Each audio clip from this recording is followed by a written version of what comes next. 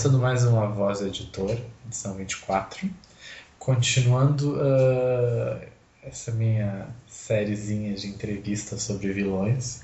Espero não estar enchendo o saco mesmo. E recebendo hoje o Diogo de Souza. Tudo bem. Olá, autor de quê, Diogo? Fuga de Rijal. 1. Abascanto, A Sombra dos Caídos. 2.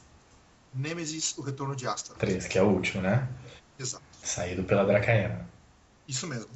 E 3 capas muito boas, né? Ah, sim. Eu tive a sorte de trabalhar com 3 capistas que foram muito bons. Muito bom, né? O Diogo já participou do Papo Fantástica, né? Como ouvinte e como participante, né? Ah, sim, sem dúvida. Bom, a ideia aqui é um pouco resgatar essa coisa, como vocês sabem, né? Tem aquele especial dos vilões, que eu fiz um pouco do resgate do fascínio, a sedução e a maldade que os vilões exercem é a matéria de capa, então eu estou chamando algumas pessoas para falar um pouco. O livro do Diogo tem, né? Nós já conversamos sobre isso, mas espero que ele não me bata por causa disso. Tem traços de X-Men, né? Isso tem mesmo. Tem. Fuga de Rijal. Tem Fuga de Rijal, tem traços de X-Men, e isso me chamou a atenção pela vilania, né? Por isso que é interessante saber também a opinião do Diogo. E aí, doutor Diogo, quais são os seus vilões favoritos e por quê? Bom, eu acho, quando a gente vai falar assim de vilão na cultura pop, não tem como deixar de falar Darth Vader. Ele basicamente é o vilão dos vilões. Todos os vilões querem ser Darth Vader, só Darth Vader consegue. Mas assim, falando do Darth Vader do filme 4, 5, 6, né? Eu não tô mencionando do filme 1, 2 e 3. Faz conta que não existe. Sabe o que é interessante? Porque no final do outro papo com a Simone, nós até comentamos sobre Darth Vader e a gente achava... Eu questionei um pouco sobre... Ele é um ícone de vilão, tanto que ali ele tá no nosso flip chart ali da Fantástica, né? Como símbolo de vilania. Mas se analisar só o 4, 5, 6... Embora ele tenha toda essa fama, ele fez pouca maldade. Então, ele é bem um personagem plano, se você for ver. Ele não demonstra muita profundidade e ele, na verdade, ele só demonstra um pouco da psicologia dele no final do filme 6, né? Mas o que é legal nele é que ele redime a gente. Ele faz aquilo que a gente sempre queria fazer. O cara tá na reunião, falou torto pra ele enforca o sujeito na frente de todos os generais. Sim, ele tem. É legal essa cena. É jóia, entendeu? É por isso que você gosta dele? Eu acho que sim. Eu acho que todos os vilões, na verdade, eles redimem um pouco as pessoas. Por isso que a gente se apaixona por eles. Porque eles fazem aquilo que a gente queria estar fazendo, de uma certa forma. Bom, nem todos, né? Mas muitos desses vilões apaixonantes, eles têm um traço de simpatia com o público por causa disso. Eles não são pessoas totalmente aversivas, né? Se você pegar, por exemplo, Cthulhu, que é o vilão dos vilões também, né? Mas não tem nada ali que salve Cthulhu. Ele só quer devorar as almas da humanidade e seguir em frente. Quem é ele? Cthulhu. Ele é um vilão criado pelo Lovecraft. Ah, tá. Do World of Warcraft, né? Não, do HP Lovecraft. Ah, que é um jogo. Não, é um escritor do século XIX. Eu tô bem de informação, né? E ele escreveu uma série de livros e criou essa mitologia desse ser chamado Cthulhu, que é um ser cósmico por as almas da humanidade. Então, tu gosta dessa coisa que é engraçada? A Simone comentou, foi por um outro lado, mas tu gosta dessa coisa, vilão tem que ser mau, tem que ser poderoso, tem que ser inteligente? Pois é, você comentou que o Fuga de Rijal, meu primeiro livro, tem traços muito fortes do X-Men, né? E verdade seja dita, eu adoro o Magneto. Eu acho que ele é um vilão exemplar, no sitido de que você consegue ver uma humanidade ali.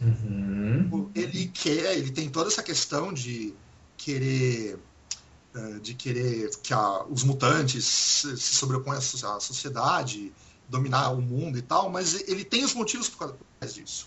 Ele é uma pessoa ali, ele sofre quando os planos dele dão errado, ele se questiona, então eu sempre tento também colocar nos meus vilões, isso aconteceu bastante nos meus 3 livros, uma questão ideológica forte. Eu acho que se você vai estar fazendo uma história para ser crível, seu vilão não pode ser simplesmente mal da gema, puro, assim. Tem que ter um motivo para as coisas, para ele ser mal, para ele querer ou matar todo mundo, ou escravizar todo mundo, ou enfim, fazer o que ele vai fazer. O que eu comentei também sobre isso, que é a construção dos vilões, né? Isso é Isso. legal. E pegou um exemplo bom, hein? Eu não revelei ainda, mas o Magneto é um dos meus favoritos. Ah, olha E eu só. acho que ele tá certo. Gosto muito do Magneto porque ele tem a questão do drama de ele estar querendo lutar pelo ideal dos mutantes, que ele é um, e ele fica se perguntando, porque ele tem essa questão Uhum. da guerra, que ele viveu esse horror do Holocausto, e ele se pergunta, será que eu estou fazendo igual ou será que eu estou indo para um caminho diferente? É, Em alguns quadrinhos isso fica bastante claro e é muito, muito legal essa profundidade. exatamente. Essa questão do Magneto é. Eu gosto muito dessa virada, assim, porque se analisar o próprio Magneto, tem certeza que ele realmente é vilão? Que ele realmente está errado? Eu brinquei, mas todos os atos, claro que às vezes ele exagera, enfim, as coisas terríveis, mas ele sempre tem um fundamento, né? Um ponto de verdade que se eu questionar eu fico sem resposta, né? O que ele quer fazer? Que é a supremacia dos mutantes, porque os mutantes sofrem preconceito. É mentira? Não, não. Não. Então ele está errado por isso? É muito questionável isso que é um bacana em vilão, acho isso legal. Eu acho que toda história ela fica mais rica quando o leitor ele se pergunta se eles não deveria também estar empatizando com o outro lado. Uhum, Senão fica uma coisa muito maniqueísta. E o maniqueísmo ele cansa rápido, né? claro. Aproximadamente 5 páginas você já cansou de Que é maniqueísmo. aquele que eu uso sempre o exemplo do. Sauron. Não é nem o Sauron. O Sauron até tem um lado humano, mas eu brinco do coração gelado dos ursinhos carinhosos. Nossa Porque o senhora! coração gelado, eu sou mal, eu sou ódio, eu sou o coração gelado.